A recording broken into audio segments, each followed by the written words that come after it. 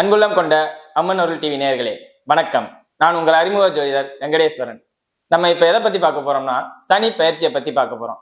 இந்த வருஷம் சனி பயிற்சியானது பங்குனி மாசம் 14ஆம் தேதி பயிற்சி ஆகுது. அதாவது கும்ப ராசியிலிருந்து மீன ராசிக்கு பயணிக்குது. இங்கிலீஷ்ல சொன்னா மார்ச் மாசம் 29ஆம் தேதி நைட்டு 10 மணியை போல பயிற்சி ஆகுது.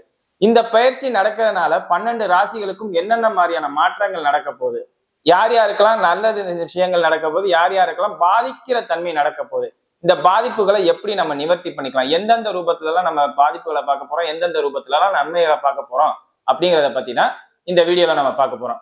இப்ப வாங்க 12 ராசிகளுக்கும் போய் பார்ப்போம். ரிஷப ராசி அன்பர்களே, இந்த வருஷம் சனி பயிற்சியானது உங்களுக்கு தான் உண்மையிலேயே அற்புதமான சனி பயிற்சி. ஏன்னா ராசிக்கு 11ஆம் இடத்துல சனி போறாரு. இப்படி 11ஆம் இடத்துல சனி போறதுனால என்ன பலன்? தொழில் முன்னேற்றம், வியாபார முன்னேற்றம், சேர்த்து வைக்கிற பணம் சேமிப்பு அதிகமாகும். இந்த சேமிப்பு பணத்தை எதுல இன்வெஸ்ட் பண்ணலாம், எப்படியெல்லாம் இன்வெஸ்ட் பண்ணா நம்ம இதை 1 2 ஆக்கலாம், 2 3 ஆக்கலாம். இன்வெஸ்ட்மெண்ட்டுக்குரிய நேரம் இது உங்களுக்கு. அதாவது சேர்த்து வச்ச பணத்தை எப்படி செலவு பண்ணா அது இரட்டிப்பா 3 மடங்கா 4 மடங்கா வருமோ அப்படி உள்ள நேரம். கரெக்டான முறையில இன்வெஸ்ட் பண்றதை பத்தி தான் இப்ப நீங்க தெரிஞ்சுக்கணும். உங்க நண்பர்களை பக்கத்துல வச்சுக்கிற நண்பர்களை முதற்கொண்டு இப்படி வச்சுக்கோங்க. யாரு நமக்கு இன்வெஸ்ட்மெண்ட் ஒழுங்கா சொல்லி கொடுத்து நம்மளை தூக்கி விடுறாங்க அப்படிங்கிற மாதிரி உள்ள நண்பர்களை மட்டும் வச்சுக்கோங்க. சிம்பிளா சொல்லணும்னா இதம் ரீதியான லேண்ட் ரிலேட்டடா, வீடு கட்டுறது ரிலேட்டடா உங்களுக்கு தான் நேரம்.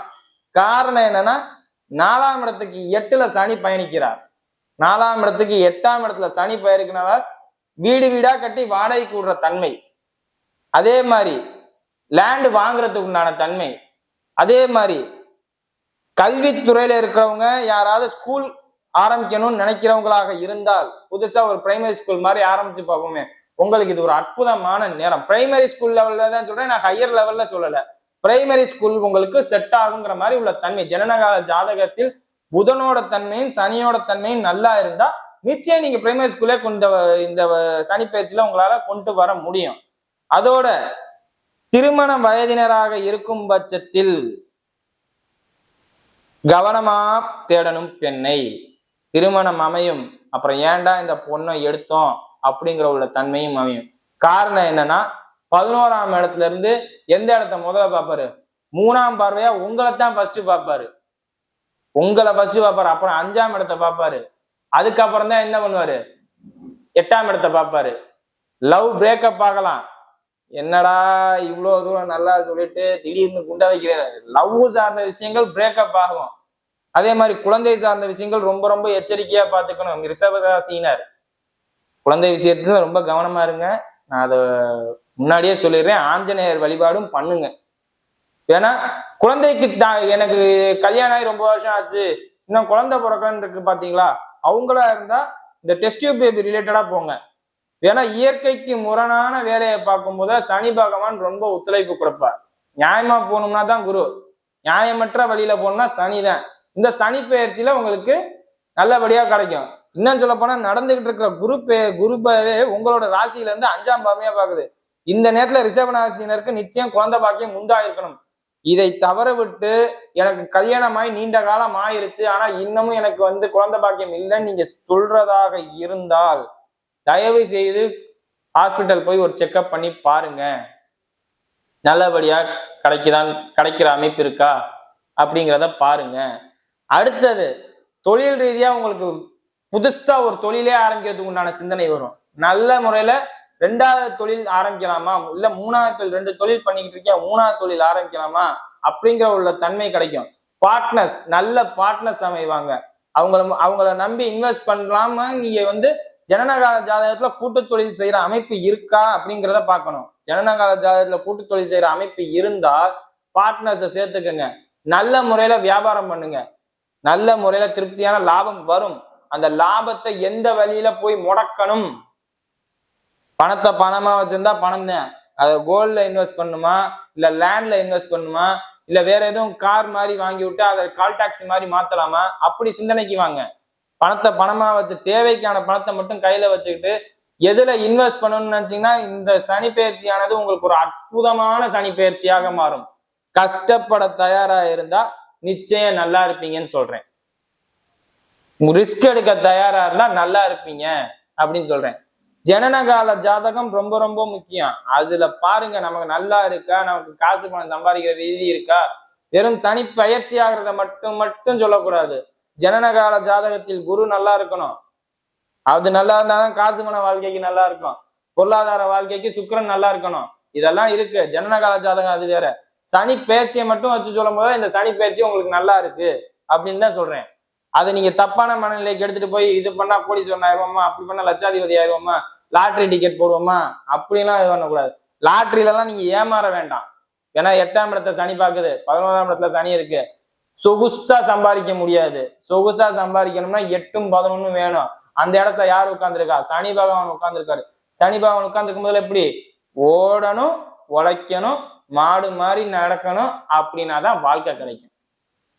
யாரெல்லாம் ரிஷபராசியோட சிம்பிளான அந்த மாடு மாதிரி உழைக்கிறீங்களோ அவங்களுக்கெல்லாம் நல்லா இருக்கும். உட்கார்ந்து சாப்பிடணும்னு நினைச்சா சத்தியமா இந்த சனி பயிற்சி உங்களுக்கு டல்லு தாங்க. உட்கார்ந்து சாப்பிடணும்னு நினைக்கவே கூடாது. பொறுப்புகளை எடுத்துக்கங்க. நான் தான் அப்படின்னு பாருங்க. எல்லாம் ரிஸ்க்கு எடுங்க, நல்லா இருக்கும். அதே மாதிரி 40 வயதை கடந்த ரிஷபராசியினராக இருந்தால் இதயம் கவனம். இதயம் பலவீனமானவர்களாக இருந்தால் இதய கவனம்.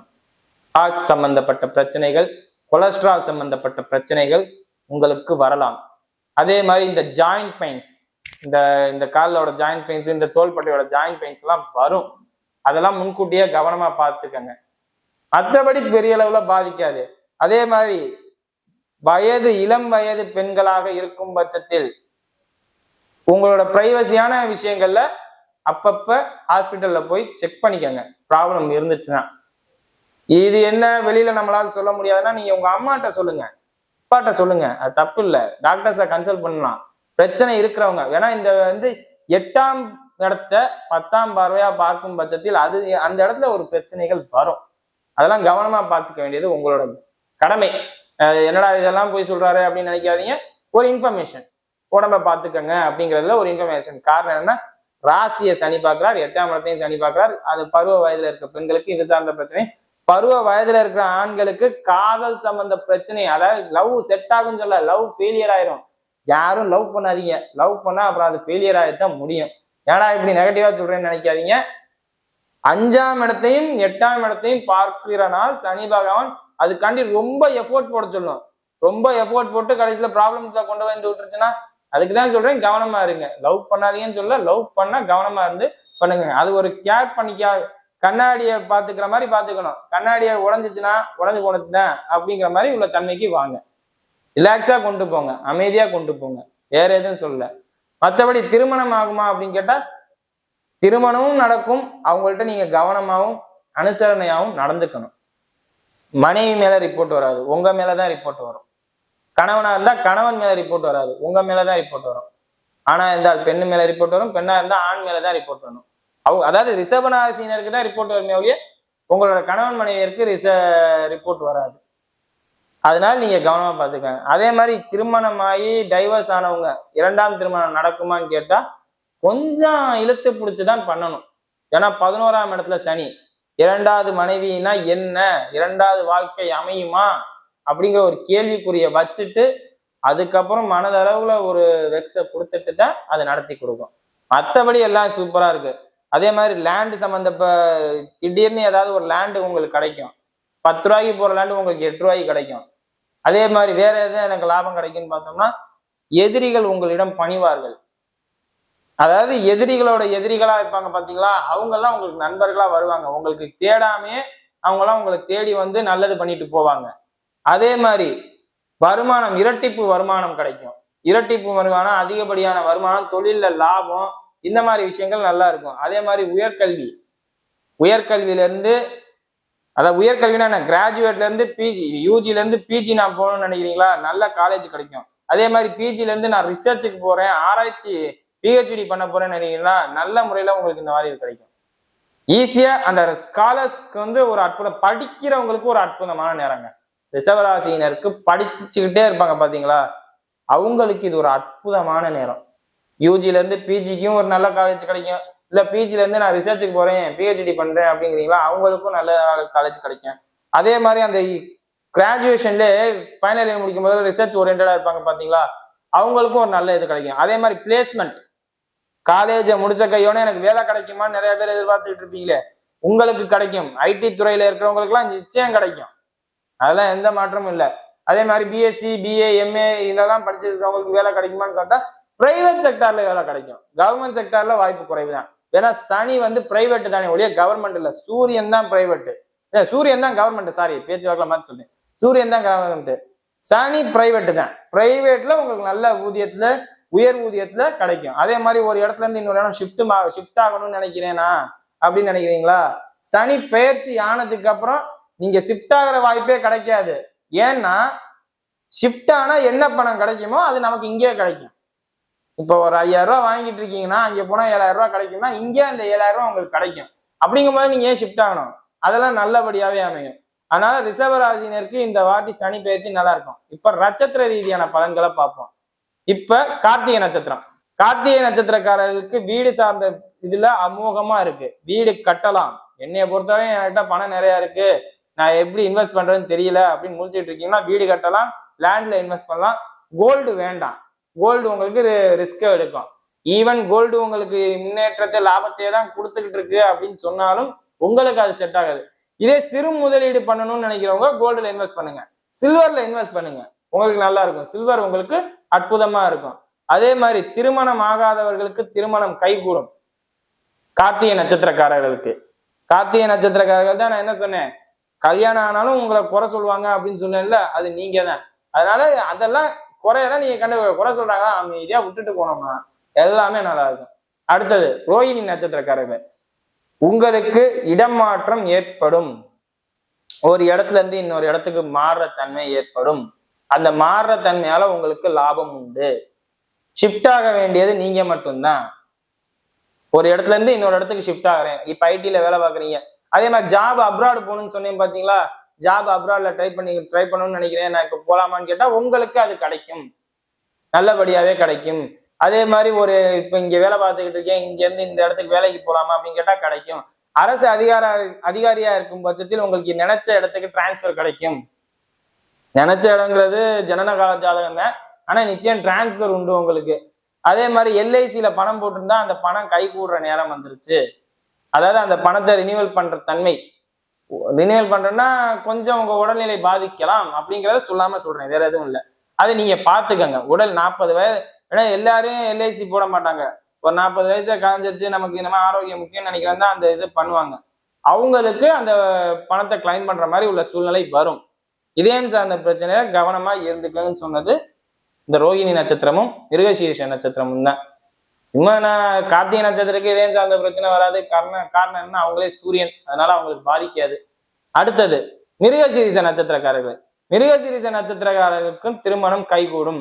வெளிநாட்டு பயணம் அமையும், வெளிநாட்டு வாழ்க்கை அமையும், ஊரை விட்டு வெளியில போற சூழ்நிலை ஏற்படும். ஜனனகால ஜாதகம் நல்லா இருந்தா எல்லாம் நல்ல முறையில, ஜனனகால ஜாதகம் பாதிக்கப்பட்டா மிருகசீரிஷ நட்சத்திரக்காரருக்கு எல்லாம் பாதிப்பா, எதையும் சொல்லிடுறேன். ஏன்னா வெளிநாட்டு வாழ்க்கை கிடைக்குதுன்னா ஒரு சிலர் வந்து பெரிய இன்வெஸ்ட்மெண்ட் போட்டு போவீங்க, ஒரு சிலர் எதுவுமே இல்லாம வேலைக்காரனா போவீங்க. ஆனா ஜாதகம் நல்லா இருக்கும் பட்சத்தில் எல்லாமே சூப்பரா அமையும். இதயம் சார்ந்த விஷயத்தில் கவனம். முக்கியமா ரேசிங்லாம் போக வேண்டாம். 11ல சனி இருக்குங்கிறதுக்காண்டி நம்ம வந்து வேகமா இருப்போம், விவேகம் இல்லாம ஆக்ரோஷமாலாம் நடந்துக்க வேண்டாம், நிதானமா போவோம். எங்கேயும் போட்டி போட வேண்டாம், சண்டை போட வேண்டாம். சண்டை போடுறதுனால பாதிப்பு உங்களுக்கு தான். அதனால எதிலும் எச்சரிக்கை தேவை.